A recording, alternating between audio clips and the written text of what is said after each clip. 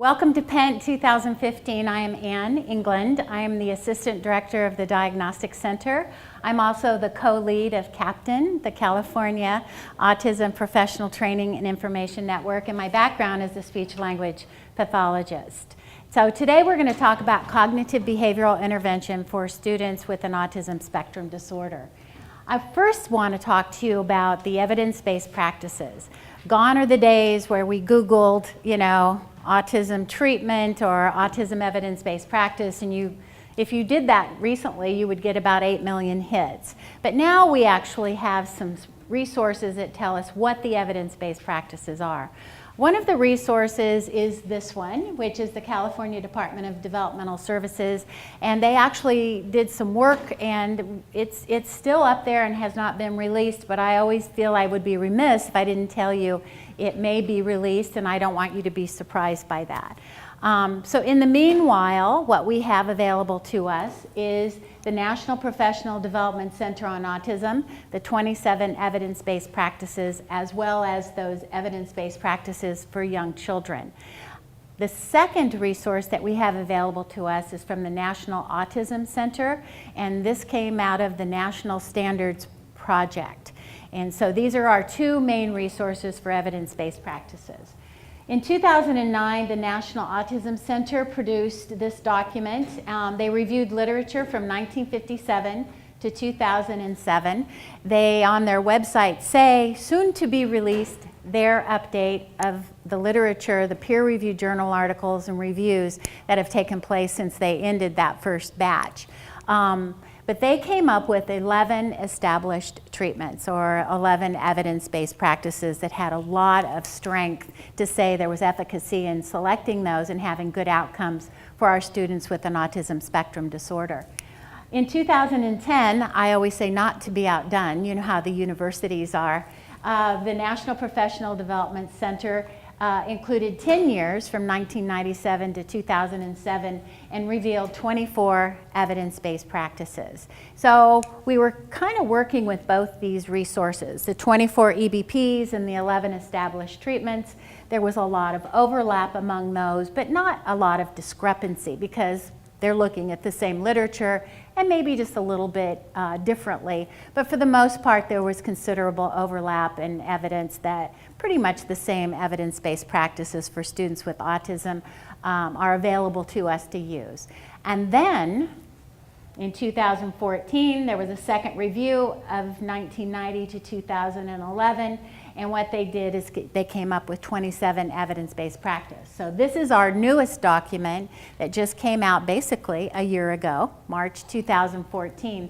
It's available on the CAPTAIN website, or you can go to this URL and find it from the University of North Carolina. The NPC definition of an evidence-based practice is a focused intervention, and you'll hear that a lot, evidence-based practice, focused intervention, that have substantial evidence for effectiveness in promoting positive outcomes for learners with an autism spectrum disorder. And so you know that in our federal law, in IDEA, and in our education code for the state of California, and in those California Code of Regulations, we need to use evidence-based practices, research-based practices.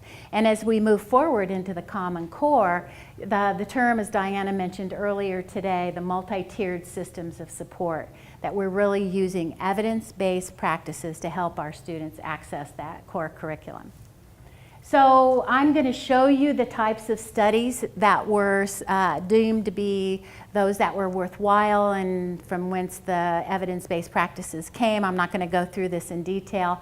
There hasn't been a lot of disputing of these findings, maybe by those who didn't make it, right? But they're busy out there realizing that they need to do more research themselves. So mostly everyone's pretty much accepted. There were a lot of stakeholders and buy-in as far as evaluating the peer-reviewed journal articles. So this 27 evidence-based practice list, there were 6 new evidence-based practice categories, and cognitive behavior interventions was one of the newest ones. And so of course it piqued our interest, absolutely. Here's that whole list of 27 evidence-based practices, and we can see cognitive behavioral intervention right there. And so now we have to kind of go, well, what are these 27 evidence-based practices. So let's start with the definition that they provide us for cognitive behavioral intervention. Instruction on management or control of cognitive processes that lead to changes in overt behavior. So that's our working definition of CBI for students with an autism spectrum disorder. We have definitions for all the 27 evidence-based practices that you can look up. When we look at this document, they provided us these fact sheets, which you can have when you leave. I made hard copies for you. But there is a fact sheet for every 27 evidence-based practice. And what's on this fact sheet? The definition of the intervention, it's right here, brief description, the age range of the participants, the type of outcomes it's generated, and most importantly, those citations for the specific articles that provide the evidence for the efficacy. And in this one, you can see those are the research articles for you.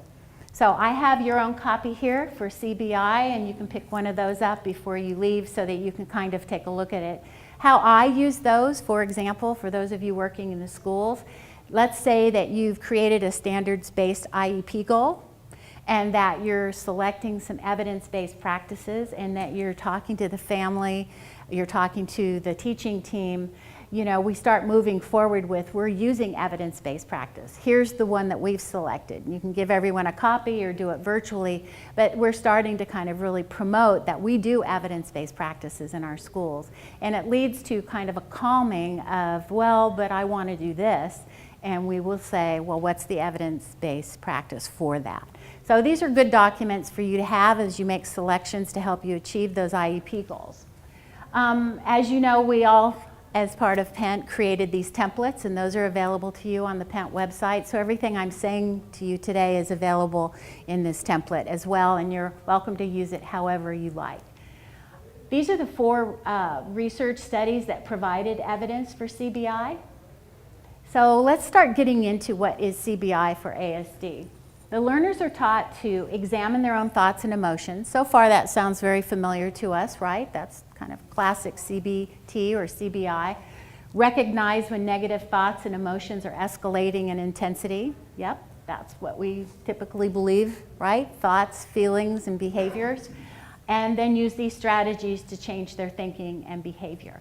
So far the CBI piece looks pretty much like CBI. But now we're going to move into what they're calling an enhanced or modified CBI for individuals with an ASD. So let's take a look at what this CBI for ASD will look like. It's good because we're going to have to be able to cover a whole lot of areas, and it does that for us. So we see that CBI can use it effectively to address social, communication, behavior, cognitive, adaptive, and mental health outcomes for our individuals with an autism spectrum disorder. And all of those mostly are the core deficit areas for our individuals with an autism spectrum disorder. So I was really pleased to see this evidence-based practice. Some of them are very narrow in what they say that they're going to do as far as having better outcomes for our students. But I started getting excited because I'm going, wow, CBI can be used for a lot of purposes for our students to help them, you know, end up with a quality of life that is important.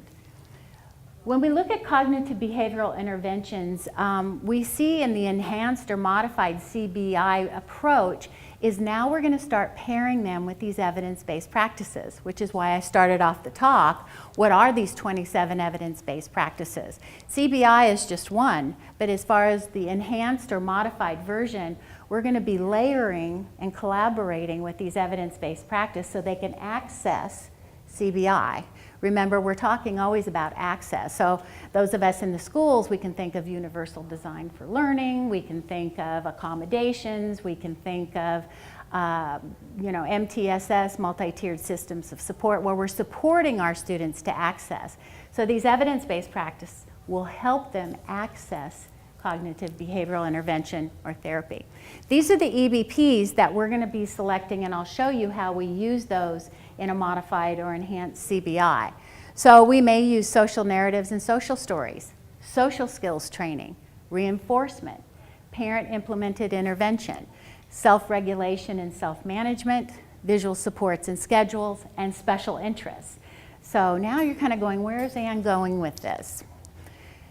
When you look at who the implementers are, it will be professionals who are trained and experienced in CBTI and autism spectrum disorder.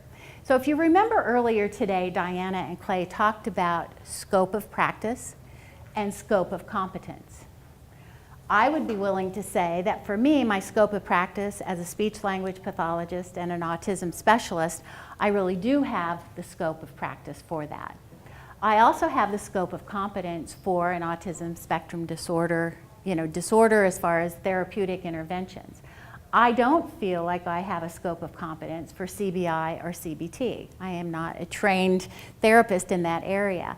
But I can work collaboratively with someone who is, and that's the beauty of the enhanced and modified version, which makes it available to all of us if you're not a CBT therapist or CBI therapist. The applicable populations, ages 6 years to 11 years and 15 to 18 years, so we have a good range of ages that we can use this with. And again, I get excited with evidence-based practices that give me a wide range of areas that I can use it for, and then a wide range of ages that I can use it for. So that's the good news. Now, we know that traditional CBT, CBI tends to require really strong linguistic skills and abstract thinking. Sometimes that's harder for our students. So when we start thinking of who is this going to be useful for, we're going to probably most of the time select our individuals with an autism spectrum disorder who are at least within the average range and have verbal skills. The areas can be a challenge when we're talking about linguistic skills and abstract thinking, and those are core deficit areas. You know that. I was surprised, obviously, when I saw CBI, CBT for our students with an autism spectrum disorder, because what does it require? Thinking about your thoughts, those metalinguistic skills that we have. And we know our students with an autism spectrum disorder have theory of mind difficulties. But what they found, and then the research tells us, is it can be effective for our higher functioning. But when is it? When we combine the evidence-based practices with that particular approach. So the researchers have been developing with these modifications, and what they found is that we have to make it repetitive, visual, and concrete. So now let's start getting into the meat of it. How are we going to do that? Well, first of all, we're going to have the concrete piece is that we're going to have it happening in the schools. And it's also going to happen in the clinic session.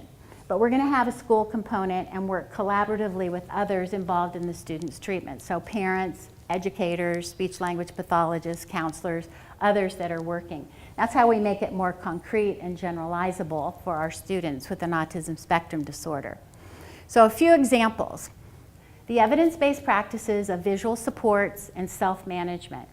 So in a typical CBT or CBI therapy, the therapist might say, okay, on a scale of 1 to 10, how's your anxiety?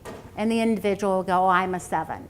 Well, that's going to be really hard for our individuals with an autism spectrum disorder. That's verbal and it's abstract. So how are we going to make that more concrete and visual? This is something all of you are familiar with in here. Raise your hand if you've used this emotional thermometer, right? So now we've taken this something, visual support, and taken CBT. So do you see now how we're starting to kind of layer the evidence-based practices on the concepts that we need to use in CBT? Again, the incredible 5-point scale, many of you may have already gone over and heard that particular presentation, but that again is another evidence-based practice. So we would use that as far as a coping strategy to help our individuals with an autism spectrum disorder. Again, the CBT therapy sessions need to be more concrete, more repetitive, and more visual. And so these evidence-based practices are what we're going to layer and infuse in these approaches. Special interests. We know our individuals with an autism spectrum disorder often have special interests. And so it's important to fold those into a CBT or CBI therapy session. So we might use a favorite cartoon character to model coping skills or intersperse conversations about their particular topic. So I have the Bart the BART map there, because here in the Bay Area, we know a lot of our individuals with an autism spectrum disorder find the BART trains and the BART maps a very special interest for them. SpongeBob, they like that too. So what you have to do is find the special interest, because that will engage them, increase their attention, and their motivation to participate. Because you have to remember, an individual with an autism spectrum disorder is just not that into you. And so we have to use these evidence-based practices to pull them in, use the special interest to motivate them and get them interested in the activity. And so it's not going to be any different for our CBI or CBT sessions. When we look at including social skills development, we have a lot of evidence-based practices that are established. Social narratives, social stories, social skills training, and video modeling. So we have to remember that our individuals with an autism spectrum disorder often have anxiety because they know they're missing the mark, right? They know something's off. And so we can do cognitive behavioral therapy, cognitive behavioral interventions. But we also have to remember, let's do some interventions to help them have more skills and competency so that we can kind of alleviate some of that tendency. So if we give them the skills as well as teach them how to talk about them and cope with them, it's kind of a win-win. And so that's the difference in the enhanced or modified cognitive behavioral intervention. We're going to do some skill building in combination. And how are we going to do that? With the evidence-based practices for ASD that will help them do that. We know that social narratives and social stories, you can learn about them on the Autism Internet modules. There's a fact sheet for social narratives, and then there are also resources for that. And so they're easily accessible for you to learn about those and layer them into your CBT session. The social skills training, I always just like to put my 2 cents in as a speech-language pathologist. I want you to see Nate, who is participating in a session with other typically developing students at the Gamers Club, I believe. And so it wasn't a fake time to meet, but it was a time that was naturally occurring. He's there participating, he's getting his social skills met in that particular session. And so we want to have opportunities to be with typically developing students to learn and get the modeling. And that evidence-based practice would be naturalistic instruction as well as social skills training. Video modeling is another way that we can teach those social skills, and so it's very effective. And again, so we want to build the competency and the ability so that we can deal with the anxiety, for example. So given the skills to really be successful or more successful when initiating social interactions, maintaining them, and learning those social communication skills and strategies, which are the core deficit areas. So incorporating peers is called peer-mediated instruction and intervention, and that's another evidence-based practice that we would layer and do co-jointly with a CBT session. So I hope you're getting a sense of how we're still going to do the 14 to 16 cognitive behavioral intervention and therapy, right? Someone who knows how to do that and structure it, but we're going to be layering these evidence-based practices, and we have those 27 evidence-based practices from which to select as appropriate with our individuals that are receiving this treatment.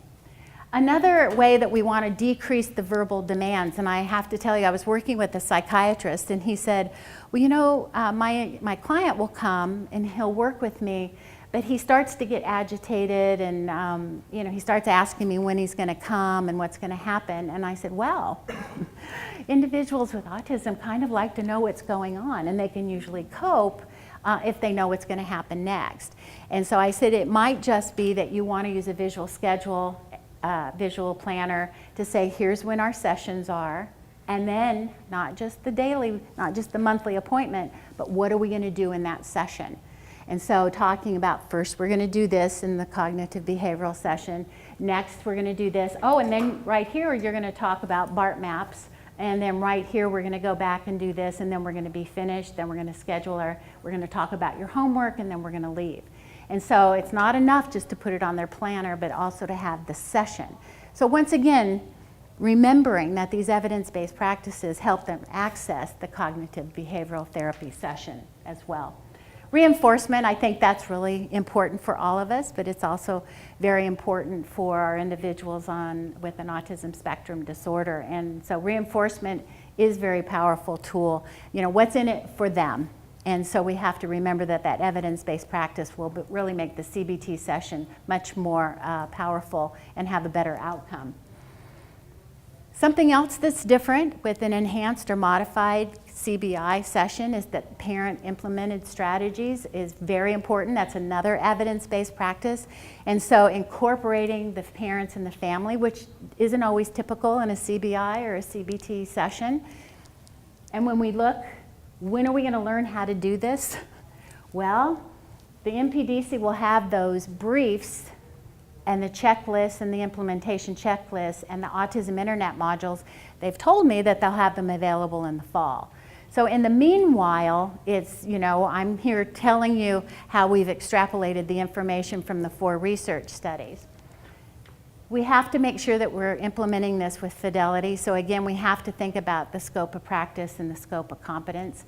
I don't see any reason that someone who has the scope of practice, 2 people, a CBT specialist and someone who is a specialist in an autism spectrum disorder, that works together, you know, to complement and understands autism spectrum disorders and evidence-based practice, that can't work now. But you'll have the how-to step-by-step. They're developing those particular learning modules, and the briefs, the implementation checklist, will be available in the fall.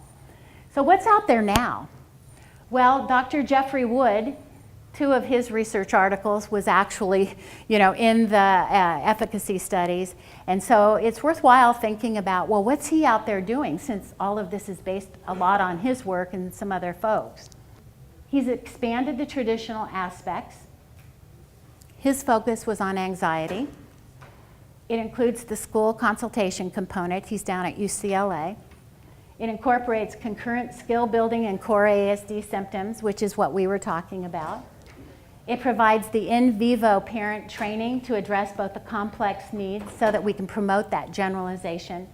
And it targets those features, so teaching them how to build friendships. You know, how do you do that? It's very important that we teach that to ensure that the quality of life. I think we all know that work in mental health, that really what we need is at least one friend. And we need the ability to make a friend and maintain a friend and keep a friend. The evidence-based practice matrix, this right here, of the 27 evidence-based practices with the definitions. I have a copy for you here, but they're available on the Captain website, because it's not just about one evidence-based practice. I named about 5 or 6 that were available for you to work in collaboration with that therapist. So that concludes my presentation. Are there any questions?